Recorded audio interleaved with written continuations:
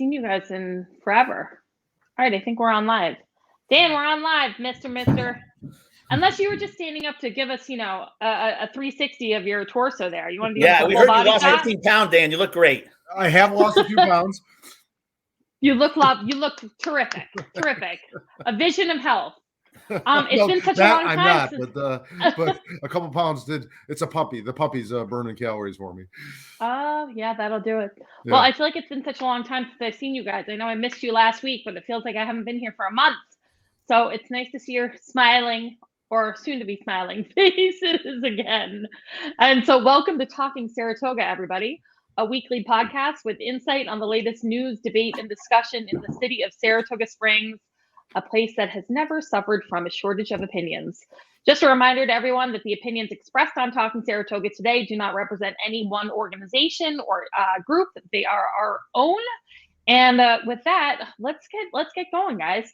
There's been a lot going on. It's been a heavy week in national politics, but also a lot of stuff locally, I know we want to get to. Yeah, obviously there's been 2 mass shootings in 10 days. One at an elementary school in Texas and one at a grocery store in Buffalo, New York. So why these are national issues certainly have local implications. Would you guys agree? Yeah, absolutely. Very local for me. If I could interrupt, the Buffalo shooting, I went to high school with the store manager who was shot in the leg. He fortunately survived. I worked with a trooper when we were both younger troopers whose mother-in-law was killed. She did not make it. So I have 2 connections to that, which, I've been out of Buffalo for 20 some years. It's kind of odd that I have 2 connections to that shooting. So Dan, I was wondering if I don't know if you have this on hand, but you wrote an editorial in the Saratoga Report about the shooting in Texas. And I was wondering if you would want to quickly share it with our viewers. Yes, I absolutely can. Thank you. It was, I was strongly affected by the Buffalo shooting and then the Texas shooting. And I just felt I was worried about copycats. Arguably, the Texas shooting was a copycat, same age as the kid. You worry about more, right? You worry about more happening. I still worry about more. We're only 2 days removed from the Texas shooting. And I wrote an editorial and I sent it to every commissioner, the Saratoga as well as the Ballston Spa school districts, the chief of police. And I said, listen, can we just get police officers inside schools for the rest of the school year? I know it's controversial. It's deeper than that. I realize it's not simple. But for the next 3 weeks, can we just get cops inside school buildings and then figure out September? We've got plenty of time to figure out September. Maybe there's a better answer by September. But I'm filling sandbags here, folks. I think, I'm worried about the water coming, and I'm not going to build levees and dikes. I don't have time for that. I got to fill sandbags. So get cops inside the schools. I got some good response from readers. I got a couple negatives from readers, some that I know, some that I don't know. It was a mixed bag, but at least as far as the feedback comes, which is not scientific, more positive than not. The 2 of you, I appreciate the feedback you gave me. I got nothing from the city commissioners. Saratoga schools didn't get back to me. The only school that got back to me was Ballston Spa. The commissioner there got back to me quickly, or I'm sorry, the superintendent there, Clentz, I believe is his name. He's outgoing, and he didn't commit or anything, but he appreciated the effort I made, I guess. And I appreciated that the effort he made, even if he disagrees with me. He didn't say either way. I know where academia is, and it's a lot going on. But the police agencies have responded, and they're trying to have a better presence at schools, maybe not as deep as I thought. I said, if there's a school building, there should be a police officer in it. And I realize that's a less than ideal answer. But again, it was a 3-week answer. Yeah, that brings up a point where Kathy Hochul actually called on state police to have a more visible presence at schools. So that's not this what was, I think, a partisan issue of law enforcement at school seems to be crossing the line with Kathy Hochul and asking for state police. But Robin, this is a great segue into when you were commissioner. There's a lot of misunderstanding of what a police officer or a school resource officer or a monitor is. And I know this was something that you dealt with while you were on the city council. So can you give us some insight into that? Yeah, it was actually predated me a little bit. This issue of grounds monitors actually being armed, and the difference between a grounds monitor and a school resource officer really came up in 2018, because it was back in 2018 that the school board voted to not arm the grounds monitors who had been doing the security at the high school for quite some time, I think 30 or 40 years, and every year were approved to carry firearms, even though they were not school resource officers. So that vote back in September of 2018 took the guns away from grounds monitors, and it kind of brought to light this issue of school safety. And people were able to understand, actually there is a big difference between a grounds monitor and a school resource officer. A school resource officer is an on-duty, in uniform, either sheriff's deputy or Saratoga Springs City police officer. So the SRO that we have in the high school right now is Officer Glenn Barrett. So you see him in school, he's in his normal police uniform. He looks, just like you would if you would see him walking the beat. But what he's at school to do is not just to be punitive. He's really there to spot behaviors bubbling up, but before they bubble over. So, and Dan, I know you can probably speak to this as well, but they're there to look to see, if there's a kid who's suddenly sitting by himself at lunch and is not with his normal social group and looks like he might be having some issues, whether it's at home, whether it's in school, and really try to connect with those kids and get them connected to services if they need it, but be on the lookout for things like, abuse at home, abuse in relationships, a whole plethora of things, and be there as a resource, not be there as someone who's constantly being punitive. So I think that's kind of an important thing to point out. And not limited to, and I think you said that, but not limited to violence, right? There was correct school resource officers. They had to deal with a sexting scandal, and they had things like that. They're designed to be proactive, community involved police, and they're not designed to arrest a kid for pot. I mean, obviously there's a way to address that, but they're not, enforcing the law in the hallways like they would on the throughway or something. It's a very proactive, positive role that a school resource officer has. Correct. And so right now, currently in the entire city school district, which includes all the elementary schools, Maple Avenue Middle School, and the high school, there are 3 SROs in total. And I would love to just quickly get both of your opinions on, I personally feel there should be an SRO in every city school, meaning elementary schools, middle school, and the high school. Like there should be one SRO in every city school. That's my personal opinion.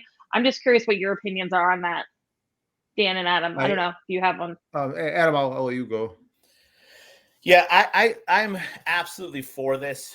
I'm a big believer in the I hate to say it, I'm a gun owner who's pro gun control. I think we should have a lot more control of guns. The guns I own, I should not have been able to buy them as easily as I could. I'd like to think of myself a responsible gun owner. I've taken classes, so it's not an issue for me per se, but for, we see that these 18-year-olds who go and shoot up supermarkets and in schools, it's an issue. And really what stops them is a good guy with a gun. And that's the NRA and Whaley Pierre are horrible organizations. I think they do a lot of harm to this country.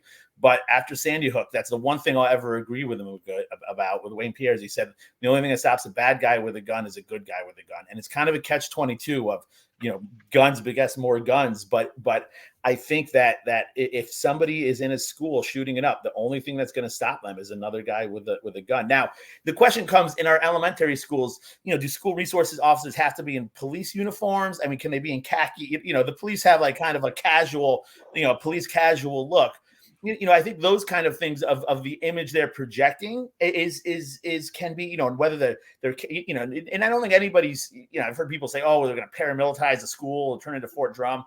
Nobody's talking, walking around with long guns, ARs, but something that if there is a bad guy with a gun, it's something they can meet force with force.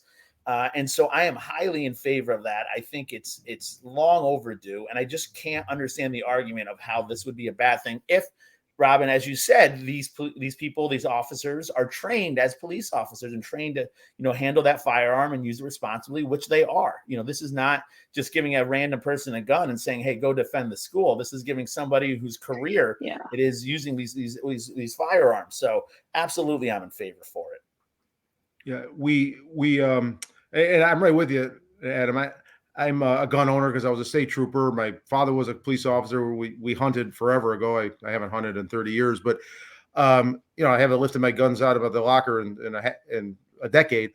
But I'm not one of these ex-cops that's, every answer is force and guns and so forth. I do believe in, we have to have some comprehensive answers. There are probably some good answers from the left. They're the first ones to point out the mental health issues that we have to address and things like that. So I do, I'm not guns first and guns. I agree with you on the NRA. I don't have much use for them. But this desire to have zero guns in the schools and to immediately reject an answer that involves a school resource officer or an officer with a gun. I don't understand the school district not having the monitors who are all retired police officers. Is that correct, Robin? So I can't speak to the current group of monitors. Okay. I just don't know. I know back in 2018, they were all retired police officers. Okay. Hey Dan, real quick though, I gotta disagree with you in one part of the thing you said is that the right is using this mental health thing as it's not guns, it's mental health, which again for me it may be there may be a mental health crisis, but in the meantime it's schools are getting shot up, right? So we need to limit people's access to guns.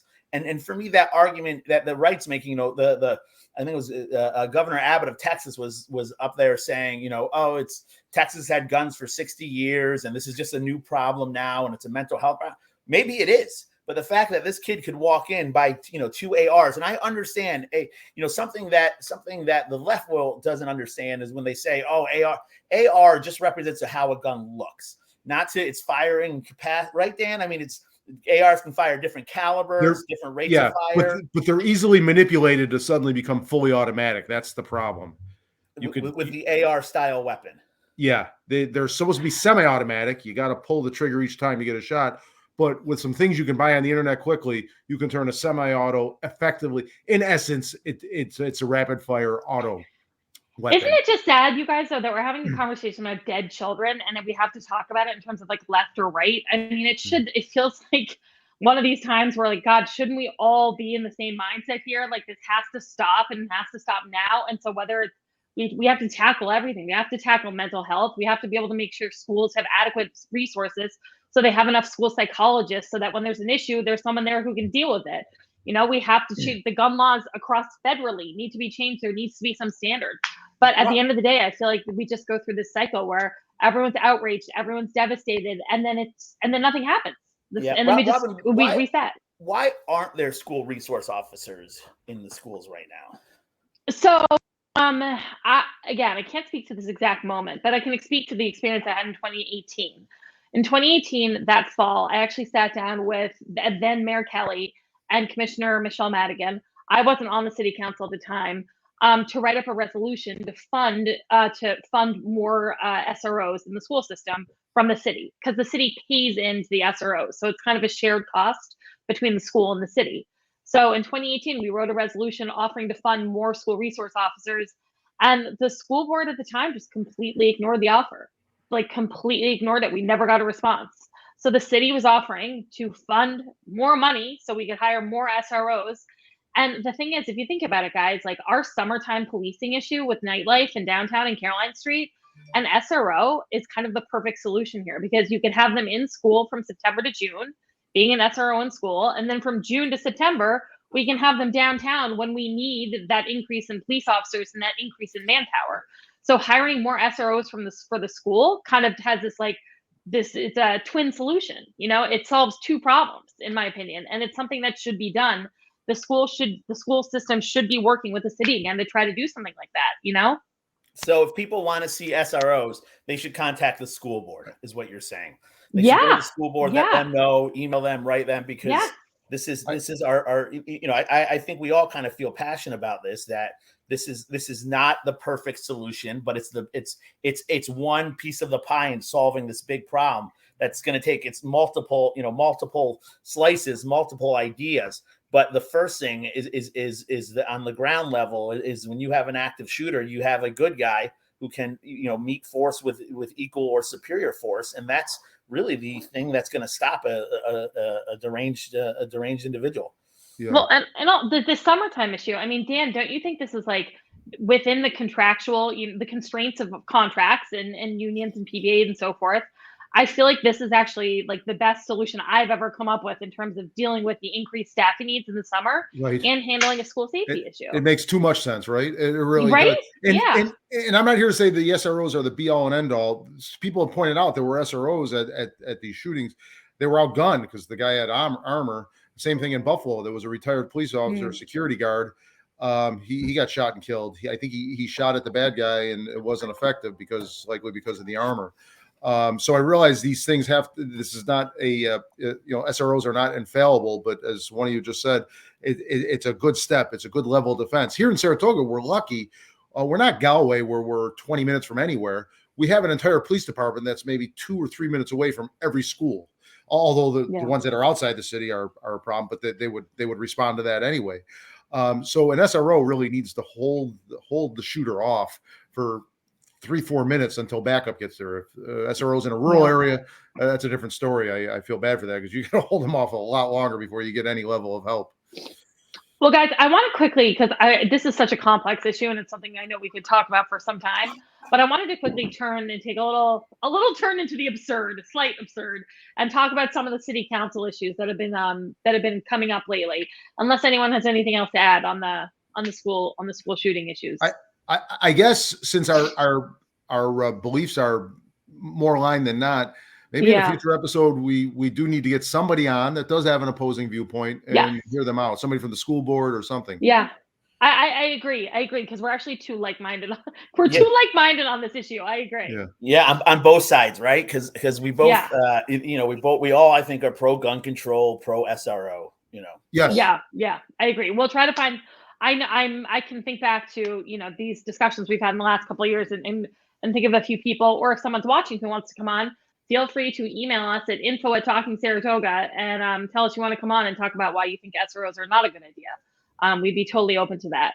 But in the meantime, let's take a little shift to the city council and talk about kind of new scandal that has been articulated by Mayor Kim in a press release this week about this kind of alleged email scandal. The way I understand it, you guys, and correct me if I'm wrong, but Mayor Kim is alleging that at some time in 2020, the recreation email list was taken by some politician and distributed to outside groups and outside moving Saratoga forward to be used in charter change purposes and for other political purposes. And so he's launching an investigation into how this might have happened. He's named Mayor Meg Kelly as someone who might have been involved. And it seems a little crazy because it seems to have originated because of 1 or 2 complaints from people who got an email during the school board election season that they did not sign up for. And so to me, it's like a real to do about nothing, but I'm clearly quite biased. I just wanted to know what you guys thought. And was that a proper kind of summary of how this scandal has been playing out? Am I correct? Well, yeah, I do see a little more there than you. I'm not in a tizzy over it. If indeed the email list, which was supposed to be for recreational purposes, was taken outside of the rec department and utilized by these political, whether it's moving Saratoga forward or the school board elections or a city election, that's wrong. That shouldn't happen. That shouldn't be done. We should have the confidence that when I sign up for an email list, that it's going to be for that purpose and nothing more. So I do have some concern. Is Mayor Kim milking this on political enemies? Perhaps. It seems like he's got an extra gusto and going after this, but I don't know. Something was wrong. It's apparently it got leaked out completely outside the rec department and city hall. I didn't know how that happened. This apparently happened. The only complaint that I've heard is that I know Gordon Boyd, who has just joined the Democratic City Committee and is a fairly controversial figure in local politics. He came to public comment and said, I don't know, maybe his daughter-in-law or someone he knew received an unwanted email from moving Saratoga forward. And in his description of this, he said that this person has only ever shared their email address with their immediate family and with the rec department. They've never shared their email address with anyone else. And so the only way this possibly could have gotten into the hands of Moving Saratoga Forward is through a leak from the rec department. And I find that to be like one of the most absurd statements I've ever heard. I mean, literally, has anyone, do you protect your email address like you protect your social security number? Like, do you only give it to your immediate family and tell everyone like not to share it with anyone? Like, it just seems a little ridiculous. Yeah, for me, this is like this is what drove me nuts during the election, during the small town city politics, where and I don't doubt it happened. I think it was hilarious that Gordon Boyd, who is an activist, who is very entrenched with the Democrats and charter change, shows up and says his daughter-in-law has this email address where she never gives out to anybody, except for the rec department, right before a local school board election.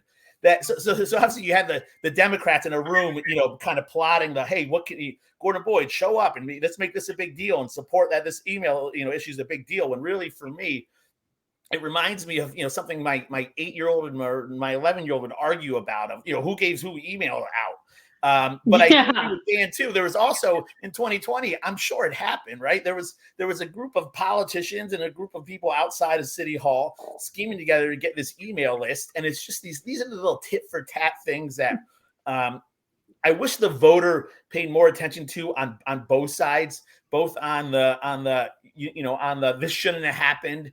But 2 years later, a week before another election, why is it being brought up? That's kind of immature too. I mean, it's just immature on both sides to make a big deal about this, and it's just funny how much traction it gets. It's also funny. I find it amusing how much traction that Moving Saratoga Forward gets. As a conservative, I'm not the biggest fan of them because I think they're too far conservative to show that they're making independent ideas. I like to say myself an independent thinker, and sometimes the right is right, and sometimes the right is in conservatives, or they're not right, or they should see across the aisle. So I think it kind of loses its gusto. But the fact that the Democratic, the Saratoga City Democrats reference this on their Facebook page, Moving Saratoga Forward, I just find humorous that they get so much traction in the city. It's as you know, I posted a couple things from Saratoga Forward on my site last month or earlier this month, and I got some blowback on both sides. Like, Dan, keep doing that. You should do that. And Rob Millis wrote an op-ed countering my reasoning for doing it, and I posted it on my site on Saratoga Report. But it was spirited debate going on, and finger pointing at me from one side, and then on the other side saying, Dan, don't back down. I got a lot of context on this. That was kind of crazy, but let's face it, Moving Saratoga Forward, let's stop pretending they don't exist. They exist. I wish they'd attach their name to it. I don't like their style. I don't like a lot of what they say, but when they showed those school fights that I don't believe anyone else did at the time, and then finally the mainstream press picked up the stories of the violence in the Saratoga Springs schools, I tipped my hat to them. It's like they got a hold of those of those videos. They posted them. Good for them. But I don't like what they're doing. I don't like their style. I don't like that they're anonymous. We should also talk about the offshoot of the email scandal, that now the Republicans and John Kaufman are spoiling that, looking for a lawsuit, it looks like. So it's really interesting because apparently, and I looked on the city website, and I think it is in there, when you sign up to receive an email notification from the city, I believe it does say in like the waiver that you have to check that this information could be made public through a Freedom of Information request. So I think that's like noted in there when you sign up. But like, honest to God, you guys, I've got, I think, 6 email accounts. I probably get in one of them, my Dalton Robin at Gmail, 500 emails a day. You know what I mean? Lists are bought over and over and over again by people. Lists are bought in politics here. Lists are circulated through nonprofits who are having parties, who want to invite people. I mean, there are lists that go around and around and around the city. I don't know why this has come up. It seems very politically motivated. I think it's silly. I think it's a waste of time. I think there's a lot of city business that needs to be attended to that's being ignored because of this kind of like nonsense. And I think once again, it's much ado about nothing from Mayor Kim. But can I ask, do you think they do need to tighten this, make sure this doesn't happen again? Because principally, this should not have happened. Whether it's worth going after 2 years later, but it's it's foilable. So whether you can't tighten it up, it's I don't know that it's necessarily foilable. Everything's foilable. Here's the thing. Unless there's an exception in the law. I had back end access to the entire city website, right? I'm sorry. And I had back end access to the entire city website when I was in City Hall, because I would work on stuff for lots of different departments. Nobody, there was no IT person. I'm not IT person. There was no communication person, and so I filled in the gaps a lot of the time. Every keystroke, every click, every action that you take as user is measured. There's like a history of it. So it is not difficult to look up to see if someone's downloaded a listserv. Like, it should take like 2 seconds from an IT department. So I don't even know why that's like a controversy. It should be very easy to figure out. Yeah. But back to that, I don't, the courts that I can see have not answered whether, the exception would be an invasion of personal privacy. Now, this rec list, maybe not. What if it was a list from the Department of Health on HIV issues? That could be, that's HIPAA, right? So now you're moving into. That would actually be this county, but yeah, I know what you mean. Department of Health has it too. I'm just saying. I don't think the courts have answered that question yet of whether an email list, the release of it through FOIL, would be an invasion of personal privacy. Well, maybe the Republicans, I guess we're going to find out, because they're going to foil that list. So we'll see. I know, we'll find out. Stand by for that. We'll see what happens. All right. Well, speaking of city, anything else happened at the city council meeting? I know it was disrupted because there was like a fire in the dispatch. So they stopped on Tuesday night to take a little break, right? I think they ended it, right? Yes, but then they resumed again the night after. Okay. One of the things that had caught my attention, Dan, and this is something we talked about previously about Daryl Mount and the Daryl Mount case. I've noticed on this agenda that it appears the mayor and the commissioner of accounts are stripping the director of risk and safety their responsibility of negotiating insurance claims and settlements with the insurance company. And they're trying to give that authority to the mayor and commissioner of accounts instead of giving it to the employee, Marilyn Rivers, who is the director of risk and safety. And which sounds like kind of like a really weird granular thing that most people kind of like wouldn't catch or look at or really take notice of. But it was something I took notice of because, Dan, it reminded me of what you had predicted a very long time ago on this podcast, which is that you think the city council is going to try to settle the Daryl Mount case. And I have always thought that that was not going to happen based on the way they've been litigating it and based on the conversations I've had and the knowledge I have from John Asplin, the attorney representing the city, as well as Marilyn Rivers and the position they've taken with the insurance company and so forth. So I saw this change on the agenda, and I think that, Dan, we may be headed in the direction that you predicted, so many weeks ago. It seems like, let's face it, this city council is all in on a progressive agenda. They're not holding back. It's sort of working for them so far, anyway. When they don't trip over their own feet, the school board, the politics there are more, very liberal, very progressive. It seems to me that certainly is happening. There are some indications of that, that they could settle it, essentially trying to buy racial harmony, I think would be their thinking. Saratoga was accused of being racist. I think the case against Saratoga in the Daryl Mount case is terrible. I think if it's taken to trial, they don't have a strong case, and we should win. At what cost, I don't know. But as you said, that's the insurance company anyway that's paying for the attorneys. And I think they're worried that what if we do win? Is that going to bring more to the streets?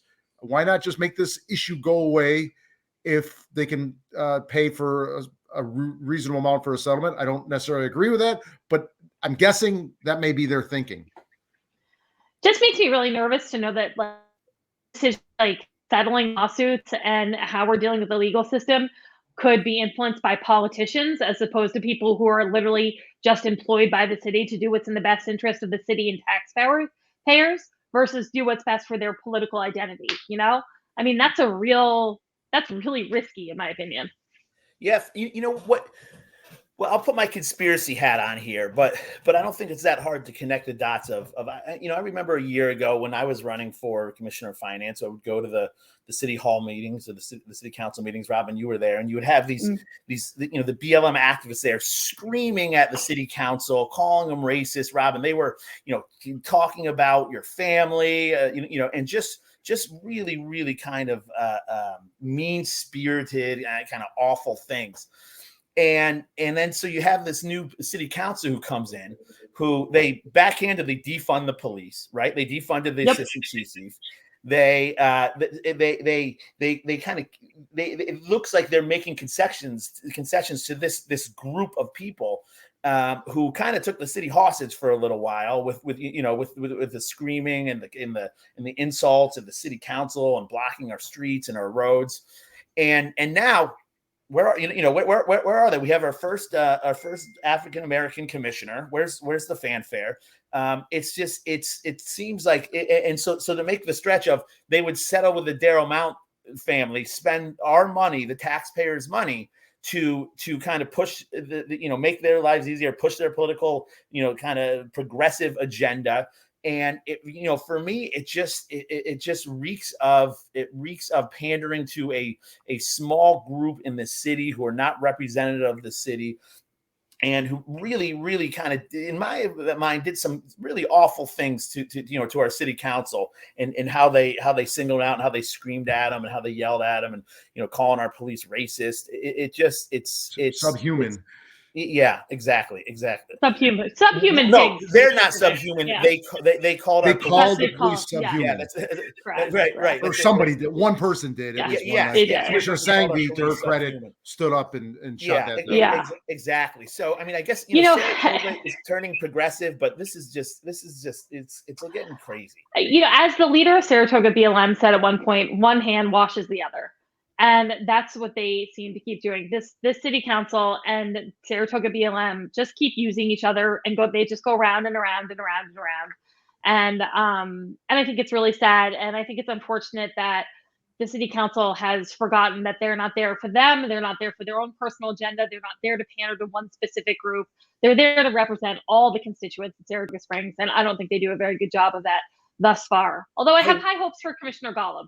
Yeah, well, I guess while we're on the Democrats, Commissioner Golub, I found this interesting where the Democrats put out maybe I don't bail on them. Maybe this is good protocol, maybe not, but they appointed Commissioner Golub to this position.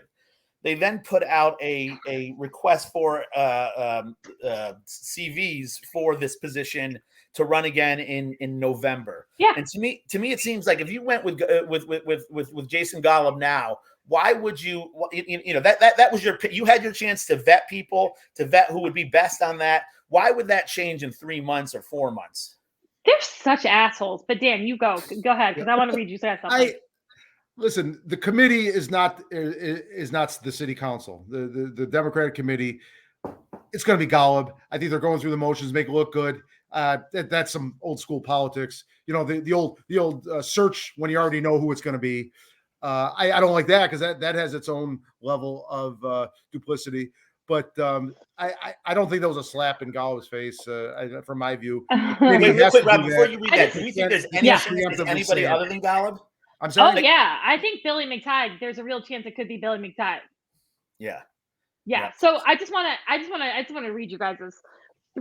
3 days after Commissioner Golub had taken office, 3 days afterwards, and mind you, when he was appointed by the city council, there wasn't a single person from the Democratic committee there to applaud him, celebrate him, support him.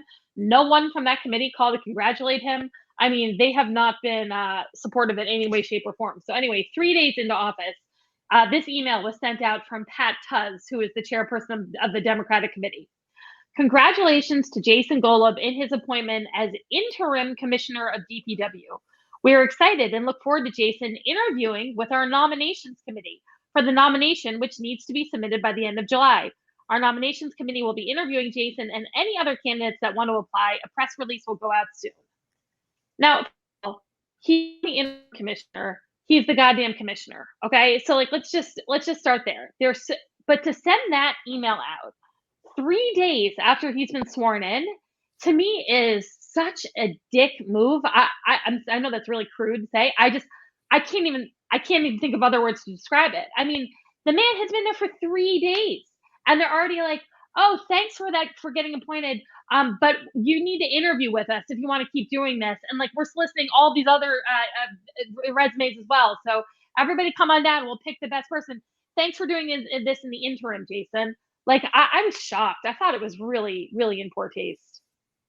Yeah, I think I'd understand if there was a year and a half to the election, but the fact that the election's right around the corner, it just I don't know. It's not a big deal. It's just something that I think as a party they should be lockstep in. All right, this is their guy. It shows you how much division there is. It shows you how much the McTides still control. I will say this: I just drove past past that Pride sidewalk in the carousel, and they I don't know if they repaved or repainted all the area around the carousel. It looks fantastic. So DPW, hats off to you guys for keeping the city looking nice.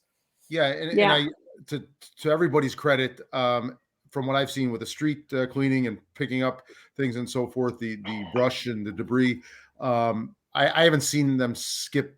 It's been consistent. It's been we've always had a good DPW. We still do. Yeah. But I'm just telling you that the McTides still have their hand in the city Democratic Committee.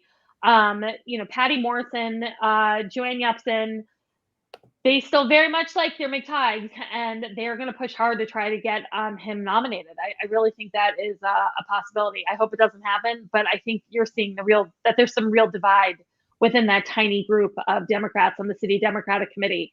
They've managed to push out a lot of moderate people, and really anyone who criticizes them is, shown the door. So we're seeing the crack. We're seeing the splinters, I think. Stay tuned to Talking Saratoga for all the insight on the upcoming election and who the Democrats nominate. Right? Well, absolutely. Well, I think that about wraps it up. I hope you guys have big plans for the holiday weekend. The weather's been great. I hope it continues. I haven't. I think it's going to be a little unsettled this weekend compared to the last 4 or 5 days. But as you know, we've had a little bit of ups and downs in our family, so we're just happy to get together and have a low key weekend. Yeah. Well, unless we want to do a quick cheers and jeers and then sign off, because I don't think unless we're missing something, then I'm forgetting over here, guys. No. Lots of quiet. All right. Did anyone have a cheer and jeer for the week? All right. I guess I'll go ahead, Adam. I'll start. I'll cheer the Texas border guard who, along with 2 other officers. I mean, they stacked up, which is a term, Dan, and you can speak better to I. They entered that school with an active shooter. They knew a police officer was killed 10 days earlier doing the same thing, taking on a shooter. And they brought him down. And so that's just the bravery and heroism and the people who moved to the sound of gunfire. On this Memorial Day weekend, it's and all the people who gave their lives, really transition that into all the vets out there who are no longer with us, who died for our freedom. So cheers to them and thank you for your bravery. And the jeers, I'm going to jeer both the Democrats and the Republicans, like we talked about before, for politicizing this thing. It shouldn't be us versus them. This is a tragedy that's going on in our country right now, and we need to, as adults, come together to save our children. So let's put our politics behind us, and let's figure out some common sense, gun safety / security solutions, so we can minimize the deaths. Thanks. I'll jump in with my jeer is going to continue on your jeer, and I agree with you on that. That our nation cannot find a way to solve this problem is the general jeer. Do I place it on Congress? Yeah, I guess, but there's other groups out there, both on all sides of the issue. Even here in New York State, and I wrote about this in my editorial. 2 years ago, Andrew Cuomo, he always did things to take credit for things. He didn't do things to do it for the right reason. He did it so he could take credit and look like a leader. So he created a task force on violent shootings that never met once. In fact, it mostly wasn't even formed. I think it only had one member of the. They dropped the ball. The state and the federal governments have been dropping the ball on this issue, and they're going to continue to drop the ball. I don't have an optimistic view of where this issue goes. There's just going to be more shootings. So I have jeers for our government for failing us. My cheer is in a much less consequential issue, but it's kind of neat, and I want to be positive here. The New York Racing Association just started a breeding farm breakfast tour package just outside Saratoga, over by Saratoga Lake at Old Tavern Farm, where people can go on Fridays, I believe, and take a tour of a breeding farm, and both to show the racehorse industry and the racehorse breeding industry, which we talked about many times on this show, how it contributes to our economy and our region, and possibly attract new breeders. There's ownership and there's breeding. Breeding is a whole nother level with its whole level of risks, but there's something wonderful about breeding as well. There's some downsides to that. Yes, I'm not all one-sided on this. I recognize some of the concerns within the racehorse industry. Right. This breakfast tour thing is pretty neat. Yeah, real quick, Dan, just to extrapolate what you said, breeding is a viable business for the most part, so long as the state helps keep it that way. Horse racing is, for every dollar that goes into horse ownership, you get 50 cents out. So that's a kind of a rich man's sport, but breeding is a farming agricultural industry. Yes. You guys, my mind's just in the gutter. I'm trying not to hold back on all the jokes I want to make about breeding right now, and I'm gonna go ahead and do that. So I have no cheer and jeer for the week. I'm just happy to be back with you guys. Looking forward to seeing you all again next week. Have an amazing Memorial Day weekend. If you know somebody who you haven't spoken to in a while, who you haven't heard from in a while, I think there's a lot of kind of depression and mental health issues going on out there, as we've seen in the acts of violence, but also just in our day-to-day lives. Check in on people around you. Check in on your loved ones. Check in on your friends if you haven't heard from them. I think we all need a little uplifting and positivity, and just to hear from a friend is always a nice thing. So let's all put a little positivity in the world this weekend and enjoy our Memorial Day. All right. Stay charming, Saratoga. All right. Bye, guys. Thanks for watching, folks.